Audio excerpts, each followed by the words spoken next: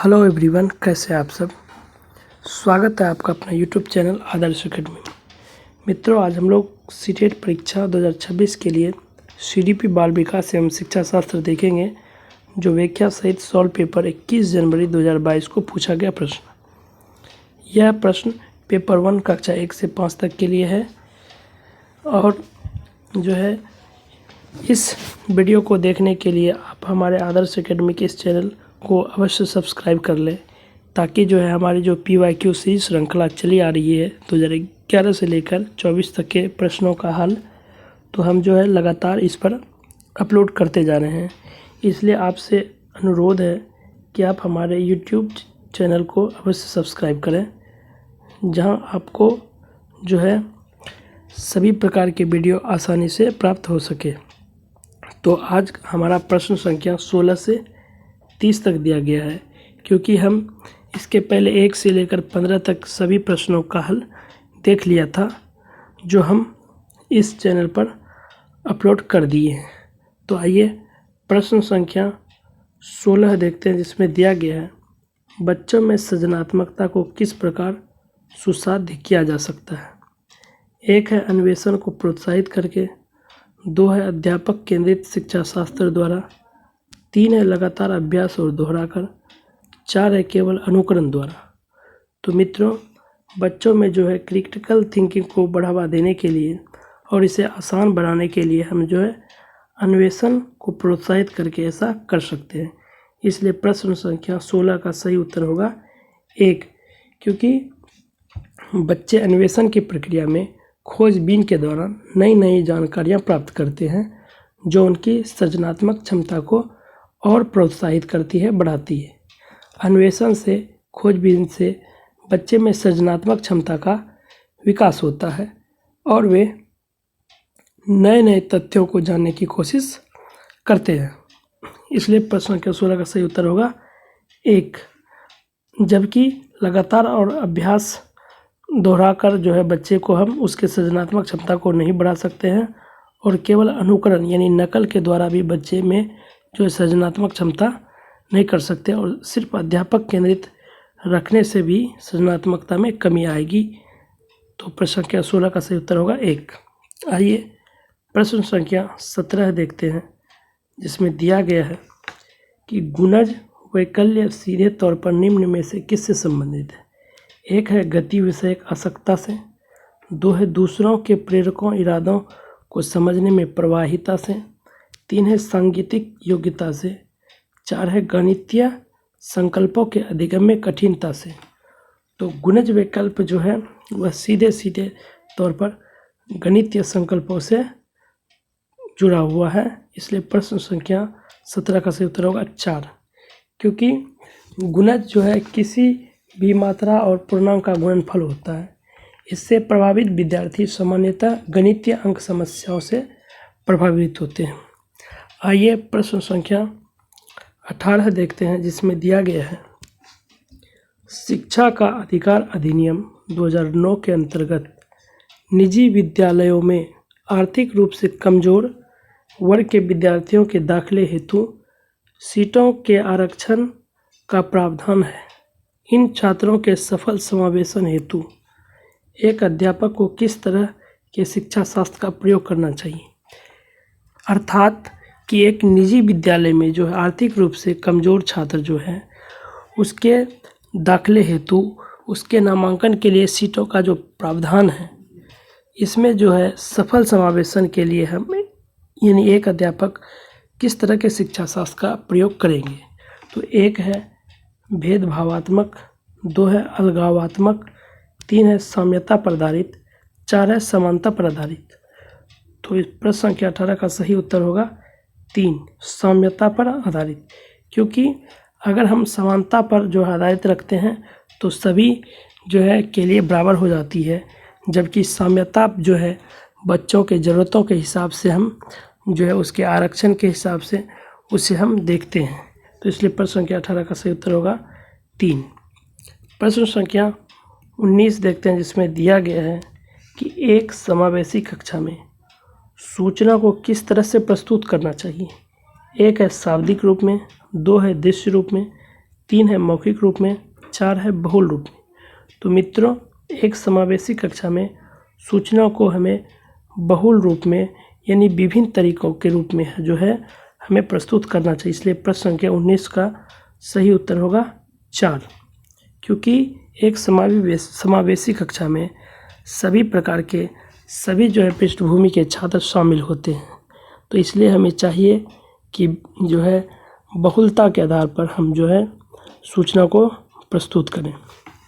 प्रश्न संख्या 20 में दिया गया है, शिक्षा की समकालीन नीतियों के अनुसार दिव्यांग बच्चों की शिक्षा के लिए कौन सा मॉडल सुझाया गया है। 1 है व्यावसायिक शिक्षा, 2 है समावेशी शिक्षा, 3 है अलगावी शिक्षा, 4 है सम्मिलित एकीकृत शिक्षा। तो प्रश्न संख्या 20 का सही उत्तर होगा 2, समावेशी शिक्षा।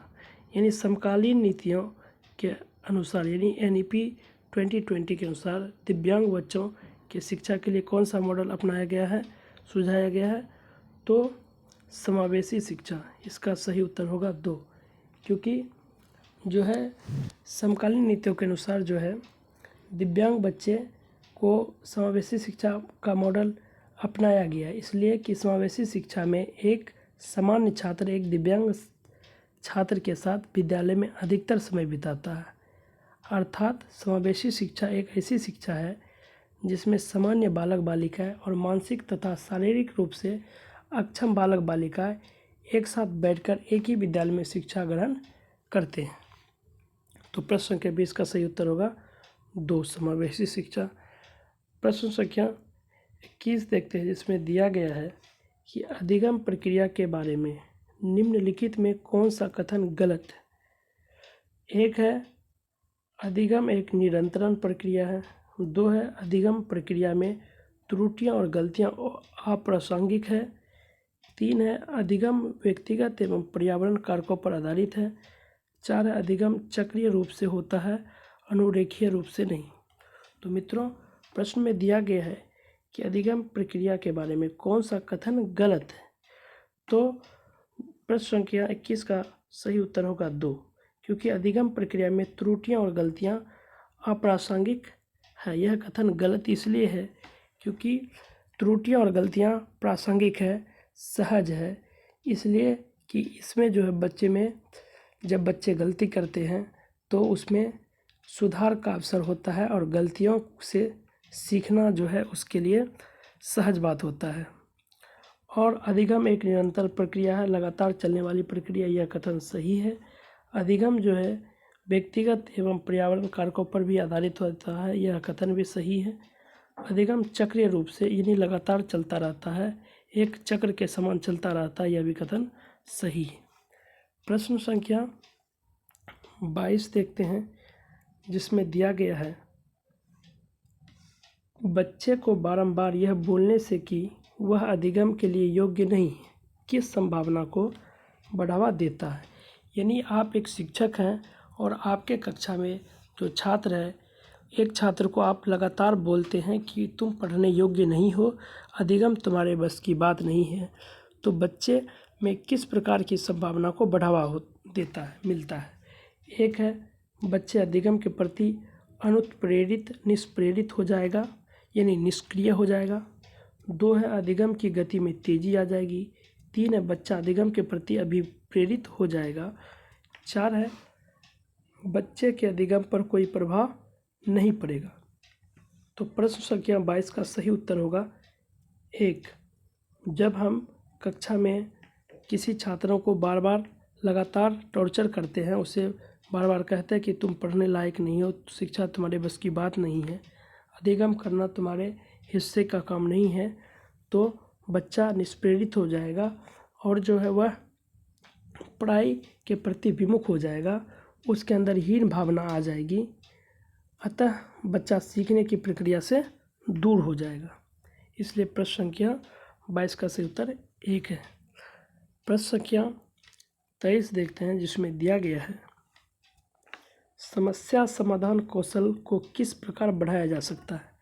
यानी एक छात्र में समस्या को समाधान करने के लिए, समस्या को सुलझाने के लिए, उसके अंदर जो कौशल को विकसित करने के लिए हम क्या करेंगे। एक है उपकरणों सामग्रियों के परंपरागत प्रयोग पर ध्यान देकर। 2 है समस्याओं को मानक प्रारूपों में प्रस्तुत करके। 3 है समाधानों के वैकल्पिक तरीकों को मानकर। 4 है यंत्रवत याद करके। तो प्रश्न संख्या 23 का सही उत्तर होगा 3, समाधानों के वैकल्पिक तरीकों को मानकर। क्योंकि अगर हम जो है बच्चे के समाधानों को जो है विभिन्न तरीक़ों से उदाहरण के तौर पर, गैर उदाहरण के तौर पर अगर उसे समझाकर बताकर उसके कौशल को बढ़ावा देते हैं तो वह कई तरीक़े से समस्या के समाधान की ओर बढ़ता है। किसी समस्या का कोई एक विकल्प नहीं है, किंतु एक से अधिक विकल्प हो सकते हैं, यह मानकर ही समस्या समाधान करने की आवश्यकता होती है। इसलिए प्रश्न संख्या 23 का सही उत्तर होगा 3। प्रश्न संख्या 24 देखते हैं, जिसमें दिया गया है प्राथमिक कक्षाओं में संकल्प अध्यापन हेतु विषय वस्तु को प्रस्तुत करने का कौन सा क्रम सबसे अधिक उपयुक्त है। यानी प्राथमिक कक्षाओं में जो आप छात्रों को अधिगम दे रहे हैं, आप अध्यापन कर रहे हैं, तो आप किस तरह के विषय वस्तु को प्रस्तुत करेंगे ताकि बच्चे को समझने में, अधिगम करने में आसानी हो। एक है संकेत, चित्र, मूर्त सामग्री। 2 है चित्र, संकेत, मूर्त सामग्री। 3 है संकेत, मूर्त सामग्री, चित्र। 4 है मूर्त सामग्री, चित्र और संकेत। यानी यह किस क्रम में बैठेगा। तो प्रश्न संख्या 24 का सही उत्तर होगा 4, मूर्त सामग्री, चित्र और संकेत। यानी जब हम बच्चे को जो है पढ़ा रहे होते हैं, अधिगम कर रहे होते हैं, अध्यापन कर रहे होते हैं, तो हमें सबसे पहले बच्चों को समझाने के लिए मूर्त सामग्री की आवश्यकता होती है। अगर वह नहीं प्राप्त होता है, मौजूद नहीं होता है, तो हम उसे चित्र के माध्यम से समझाते हैं। अगर चित्र भी नहीं होता है तो हम उसे संकेत के माध्यम से समझा सकते हैं। किसी वस्तु को देखकर बच्चे उसके बारे में जल्दी समझ लेता है। इसलिए प्रश्न संख्या 24 का सही उत्तर होगा 4। प्रश्न संख्या 25 देखते हैं, जिसमें दिया गया है बच्चों के अधिगम पर कक्षा के वातावरण का काफ़ी प्रभाव पड़ता है। प्रवृत्ति अभिमुखी अधिगम, यानी वह अधिगम जो समझने पर जोर दे। संस्कृति को बढ़ावा देने के लिए कक्षा का वातावरण किस प्रकार का होना चाहिए। यानी बच्चे जो अधिगम करते हैं उस पर कक्षा के वातावरण का काफ़ी प्रभाव होता है। तो कक्षा में हमें किस प्रकार का वातावरण स्थापित करना चाहिए, बना के रखना चाहिए। एक है प्रदर्शन अभिमुखी। 2 है स्पर्धात्मक एवं व्यक्तिपरक। 3 है प्रधान। 4 है सकारात्मक एवं सहयोगात्मक। तो हम जो है कक्षा में सकारात्मक और सहयोगात्मक जो है वातावरण बना के रखेंगे तो बच्चे जो है अधिगम पर अधिक जो है आसानी से फोकस करेगा। इसलिए प्रश्न संख्या 25 का सही उत्तर होगा 4। क्योंकि अगर हम सहयोगात्मक जो है वातावरण बनाते हैं, एक दूसरे का मदद करने का वातावरण बनाते हैं, तो बच्चे इसमें जल्दी जो है सीखने के प्रति ललक को बढ़ाता है। आइए प्रश्न संख्या 26 देखते हैं, जिसमें दिया गया है अधिगम के संदर्भ में निम्न में से कौन सा कथन सही है। एक है परीक्षाएं ही अधिगम का चरम लक्ष्य है। 2 है अधिगम एक निष्क्रिय प्रक्रिया है और इसमें अधिगमकर्ताओं की संलग्नता की आवश्यकता नहीं होती है। 3 है भावों का अधिगम प्रक्रिया पर कोई प्रभाव नहीं होता है। 4 है अधिगम एक जटिल प्रक्रिया है जिसमें अधिगमकर्ताओं की सक्रिय संलग्नता की आवश्यकता होती है।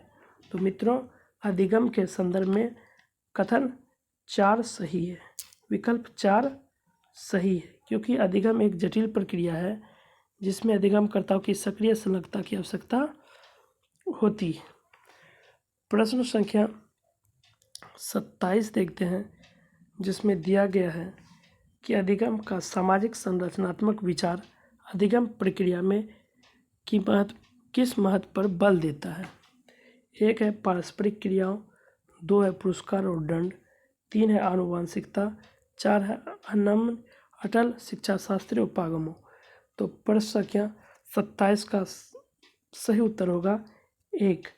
अधिगम का सामाजिक संरचनात्मक विचार जो है वह पारस्परिक क्रियाओं पर अधिक महत्व देता है, क्योंकि सामाजिक संरचनात्मक विचार का यह मानना होता है कि पारस्परिक क्रियाओं के माध्यम से ही, यानी आपसी सहयोग के माध्यम से ही अधिगम की प्रक्रिया को सफल और सुसाध्य बनाया जा सकता है। तो प्रश्न संख्या 28 देखते हैं, जिसमें दिया गया है निम्न में से कौन सा युग्म घटक और अभिप्रेरणा स्रोत का सही रूप से मिला युग्म है। 1 है आत्म पारितोषण बाह्य अभिप्रेरणा, 2 है जिज्ञासा आंतरिक अभिप्रेरणा, 3 है नगद पुरस्कार आंतरिक अभिप्रेरणा, 4 है रुचि बाह्य अभिप्रेरणा। तो प्रश्न संख्या 28 का सही उत्तर होगा 2, जिज्ञासा आंतरिक प्रेरणा अभिप्रेरणा। अभिप्रेरणा से तात्पर्य यहाँ होता है कि एक जिज्ञासा यानी कार्य करने की क्षमता, कि एक व्यक्ति में जो अभिप्रेरणा होती है तो उसके अंदर की का जो क्षमता होता है, क्यूरोसिटी होती है, उसको बढ़ाता है, उसे आंतरिक अभिप्रेरणा कहा जाता है। तो प्रश्न संख्या 28 का सही उत्तर होगा 2। प्रश्न संख्या 29 देखते हैं, जिसमें दिया गया है विद्यार्थियों में संकल्पनात्मक समझ को सुसाध्य करने हेतु एक अध्यापिका को छात्रों को केवल यंत्रवत रूप से सीखने के लिए प्रोत्साहित करना चाहिए। 2 है संकल्पों के वार्तालाप उदाहरण और गैर उदाहरण को सम्मिलित नहीं करना चाहिए। 3 है जो प्रस्तुत किया गया है और जो पहले से ही ज्ञात है उन दोनों में संबंध स्थापित करने के अवसर प्रदान करने चाहिए। 4 अध्यापन की व्याख्यान विधि पर ही सीमित रहना चाहिए। तो प्रश्न संख्या 29 का सही उत्तर होगा 3, क्योंकि विद्यार्थियों में संकल्पनात्मक समझ को सुसाध्य करने के लिए, आसान करने के लिए एक अध्यापिका को चाहिए कि जो प्रस्तुत किया गया है और जो पहले से ज्ञात है, यानी पहले से पता है, दोनों के बीच संबंध स्थापित करें, दोनों के अन्योन्य जो है श्रेय संबंध को बताएं, ताकि जो है बच्चे में जो संकल्पनात्मक समझ है उसको विकसित कर सके। इसलिए प्रश्न संख्या 29 का सही उत्तर होगा 3। प्रश्न संख्या 30 देखते हैं, जिसमें दिया गया है कि निम्न में से कौन से कारक अधिगम को प्रभावित करते हैं। 1 है अभिप्रेरणा, B है सामाजिक संदर्भ, C है संवेग, D है शिक्षा शास्त्रीय उपागम। तो प्रश्न संख्या जो है 30 में दिया गया है A, B, C, D और कूट दिया गया है। 1 नंबर में A, B और D सही है, 2 नंबर में A, C और D सही है, 3 में है B और C सही है, 4 में A, B, C और D सही है।